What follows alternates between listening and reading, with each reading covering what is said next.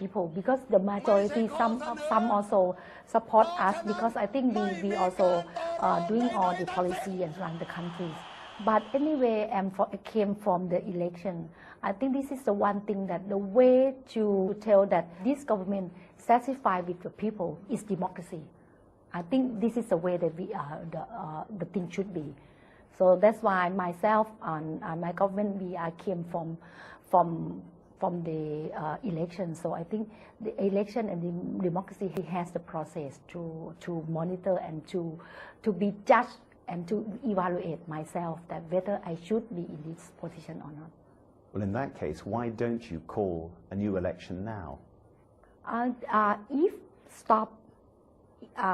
If the situation stop, but now the situation is not stop. So please, I think right now, that's why we open the dialogue. So whatever. We have no political power to negotiate with them. The only thing we have here is our heart and our love for the country and the king. That's all. We have to ask that the protester will satisfy or not. They might not be, but if you called an election, it would take some of the pressure out. People would focus on campaigning. Wouldn't that be a good solution right now? I think we have to see the situation, and I think right now the situation needs to contain and make sure that the government can go on and run. So if we can clear this first, and we can stop and make sure the government runs, so we can discuss and see how we can handle the country, how we can move forward. If these protests carry on this way, will you at some stage have to use force against them, deploy the police, use much tougher methods, do you think? No, I think we think that the police can be handled with the situation.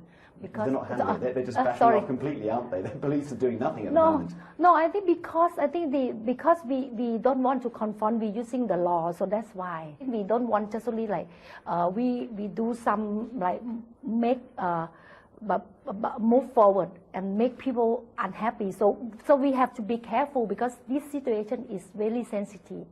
It doesn't mean that government just like back off, but I think we have our position and standpoint, and let the policemen follow the step by step. For the first step, the negotiation. Given how much pressure there is on you, why don't you just give up the job and go back and do your business job? You'd get much less pressure, much less abuse. The most important thing, that my government came from election, so I don't want other way that unlawful or undemocracy will be destroy the system. So that's why we need to make sure that the system still go on. But don't you get tired of doing the job? Don't you just think sometimes, this is enough, I've given enough now, I want to do something else? No, I think this is the job of the Prime Minister, have to make sure that the country will be peaceful. But I think myself, I devote myself for the countries. I not being tired, I will not being upset. But I think only one thing, that we have to fight for remain democracy. I have to make sure that you keep all the stakeholders happy. Her government raised the country's minimum wage. She's even taken on the job of defense minister, just one of the challenges she says she is uniquely qualified to handle because she's a woman. Her doorstep that's threatening to destabilize the country. I have to say that the government is still in control, and we can continue the public service. That's despite the fact that thousands of protesters have occupied a number of government buildings and ministries for almost a week, claiming they're prepared to stay until the Prime Minister and her cabinet resigns. But Yingluck says she won't be going anywhere.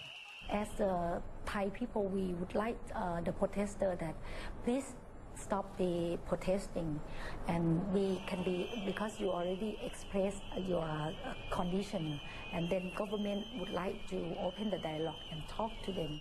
The Prime Minister has repeatedly said that she does not want these protests to turn violent, but that doesn't mean that her police force aren't prepared for the worst. These officers in their hundreds have surrounded Government House, which is where she and her cabinet are operating from. They've erected barricades and razor wire to make sure the protesters can't get in. มีฝ่ายนปช. 2 ราย และฝ่ายชุมนุมอีก1 ราย และจากสถานการณ์ที่มีความรุนแรงในเขตพื้นที่ดังกล่าวข้างต้นนั้นจากการสืบทราบของหน่วยข่าวกรองและหน่วยงานความมั่นคงพบว่ามีความพยายามของกลุ่มบุคคลที่3ที่พยายามใช้